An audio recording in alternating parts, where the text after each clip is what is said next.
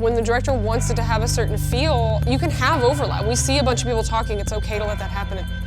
Greta was very clear that she wanted the musical to not be pre-records. She wanted it to feel like an actual high school musical. Did a lot of set the levels, drop the bag, hit record, walk away, pick it up when they're done. Hey guys, welcome back. We're here again with Amanda Beggs. Thanks for being with us. For sure, yeah.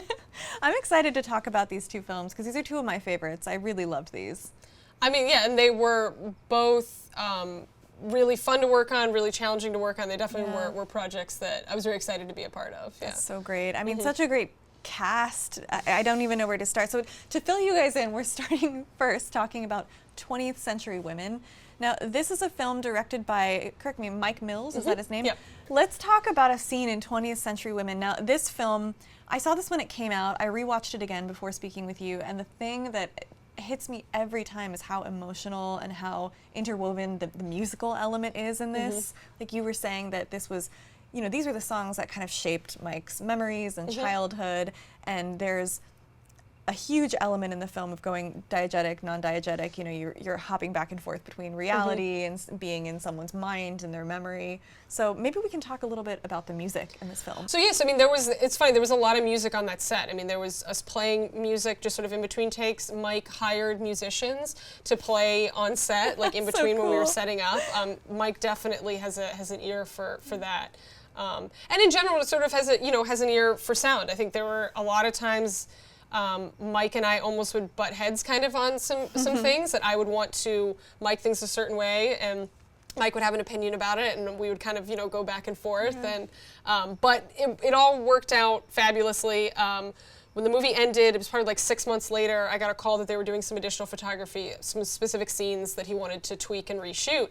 And so getting the call meant that obviously I hadn't necessarily butted heads with him to the point that he didn't want to call me to do the reshoots. But when we came back, I thought it was really funny that Mike beelined it towards me in the parking lot when I was setting up in the morning, day one of those reshoots. Mike beelined it towards me, and I just remember him being like, "This is the best sound I've ever had in a movie. Everything sounds amazing in dailies. Thank you so much." And I just looked at him and I was like, "So anything I ask for, I get now?" And he was like, "Anything you get, anything you ask for." That's so always such a good funny, feeling, hearing like, this is the best sound ever. It was great, and because this was such an important story to Mike, and the cast was so phenomenal, giving such amazing performances. I definitely felt like I wanted to make sure, I mean, like I do on any project, but I wanted to make sure that we were capturing those performances for Mike and for the cast. So absolutely. You don't want to have Annette Bening loop any scenes if you can help it. So this scene in particular, I love this scene. It opens, we're kind of just coming in like a guest arriving late to a dinner party. You're seeing them smoking, drinking, talking. There's a lot of really beautiful glasses and spoons getting moved around. What do you remember about this scene in particular? Because there's a lot of different conversational pieces going on that get featured and then taken out and melded together until we're talking about menstruation. I mean, this was great because everyone was amazing, and it definitely, this was a wire up everybody, because even though in the script itself, only so many people had, there's the scripted dialogue, but the room to improvise. Well, I was going to say, all of the actors who were in that room were allowed to speak. So we wired up everyone in there.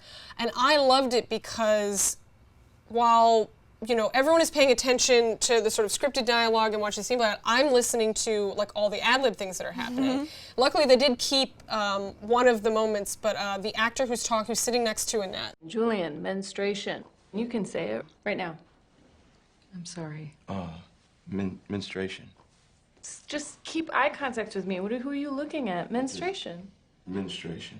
Yeah, that's right. That actor was hysterical. Really? Without fail, every single take that we do, he would ad-lib something different. It would be like a line that was like clearly like the end of a whole conversation. It was cracking me up to the point that people were looking at me like, "What is so funny?" And I'm like, this guy is hysterical, because Mike was just letting him at the beginning of the scene. It was just, okay, it's a party. When we got into the scripted dialogue, then it was like, okay, watch the overlaps, that kind of thing. But there were moments in which he just did allow the actors just to, hey, it's a dinner party. You guys can talk over each other. It's fine. I'll make it work. And so that's what the director wants. So everyone's wired up. And I'm just like literally at my cart, just like, this guy is amazing. I hope he makes it into the final cut. And they did keep, he did end up keeping one of his lines. You don't seem like a prideful person. You seem humble. I left my pride outside today. I love that. But I it was love those those like things, yeah, moments. where I'm obviously Yeah. picking up on all the different things. Everyone else is just sort of focused on, okay, it's the scene. No one's Yeah. really listening to each individual, ad-libbed moment. But I definitely was, and it was great. And Yeah. that was one of those moments where we always try and get clean dialogue, but when the director wants it to have a certain feel, and you understand that they're going to use this particular shot, you can have overlap. We see a bunch of Yep. people talking. It's okay to let that happen. Yeah, it's it's okay for it to realistic, play absolutely. naturally. If we ever miss a line that's key to the story and it gets talked over, then you bring it up with the director. Hey, you know what? It's important that Greta gets this line out clean. We can have so-and-so, stop talking. But for this, there was definitely a natural element in the beginning that was really Yeah, nice. It was that's just kind of great. like, spray the room down with mics and Yeah, get it all. It feels like a natural element too. The way that this ended up cutting together, you have those like the beautiful, the group dialogue where you almost don't hear specific things, certain things are highlighted. But then you have like this actor, like Billy Crudup getting highlighted, and then Greta getting highlighted, and then Elle Fanning getting highlighted, and it just, it brings this really weird fluidity and this comedy to this scene, I think. That's really fun. It felt very natural when we were working on it. I mean, we obviously had multiple cameras, so we were trying to, cover everything as best we can, but the fact that, you can see once we get out of that wide shot and we cut in, we're in a space where it was easy for us to manage getting everything covered, which made it nice. But that was also something too, like Mike, gave us the time to be like, okay, we got to wire up every actor and whatnot, but it worked out really well. And obviously, Mike's such a fan of actors too. He's cutting to the close-up in the moments when it matters for the close-up, so it's also easy to get, it's not, sure, did we play the whole scene in this wide shot where it was like impossible to boom? Yes, we did. Great. But I knew after working with Mike for a little bit, I could tell that the story's gonna play in the closer moments, and I knew that we were okay that even if the wide shot didn't sound 100% on wires only, Right. we would get it in coverage, and I knew, it was a guess, but most likely that it would play in those sort of the mediums to the close-ups when it really counted. So it wasn't, I know some people very nervous about we're doing the whole wide, the 4-page scene in a wide, like it's going to be only wires. What if there's clothing noise? What if whatever? It's like, just let it play. Trust that unless the director specifically expressly tells you he's going to play it in the wide, then you can adapt to that. But I knew for this scene that, just based on the nature of the scene, that it was going to play as a more intimate kind of moment. But. That's awesome. The other scene that stands out to me is that here it is when, they're all, I love that Annette Bening's character is trying to experience her son's world and emotions through the music that she knows he's very attached to and very moved by. Abby, Yes. let's go out tonight. I want to see this modern world. Can I go?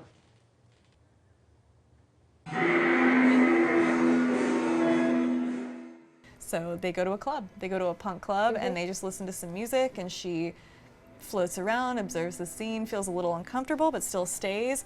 But I like the energy in this, and it really feels like you are hearing the live band playing.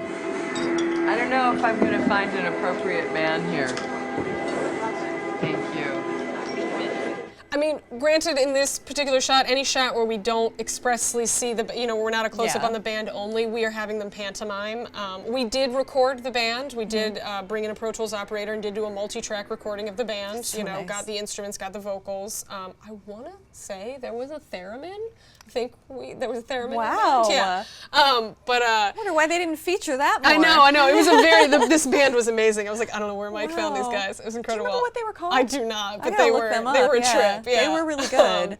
But I'm not even sure if the song, because it's been a bit since I've seen it, I don't even know if the song that they ended up picking is the one that they were actually performing. But like usually when you're doing crowd scenes, when you can play music, when you don't have dialogue over it, you do. But moments like this, we're playing with just having people pantomime and whatnot in the background so that we can get the dialogue clean. Because that was also an incredibly echoey space. Really? It was just a cement box. It was it was downtown.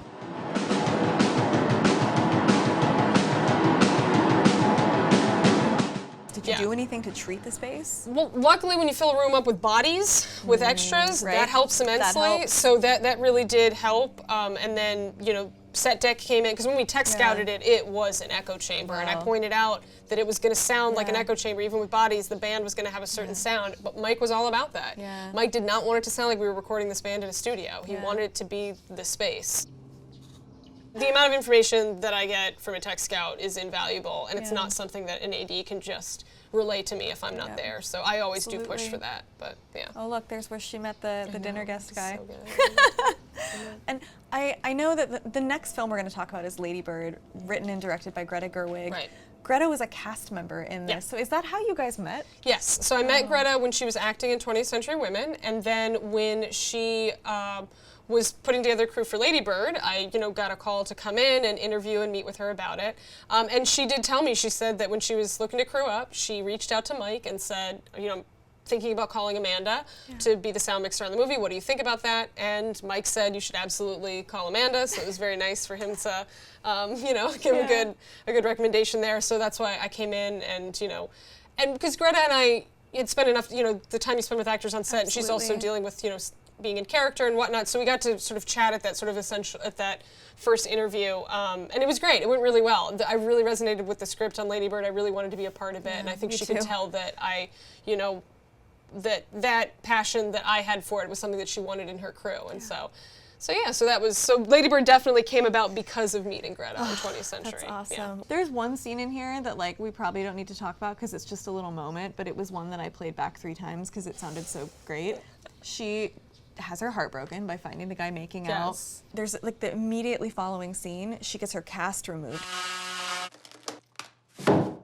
And he's the little circular saw going through, but then the doctor cracks it off, multiple cracks, and then it just goes in the trash can. It's just so satisfying. I mean, and that was how we did that. I mean, that was actually her getting the cast removed, and they sawed through it, and it was great. I mean, that all happened on set. I mean, I'm sure post-production, sweetened it up. They boosted it for sure, but definitely but it sounded we did roll, Greta was easy, in that she wasn't one of those directors who wanted to kick you out of the room. It was no, let's roll on everything, let's get everything. That's awesome. So.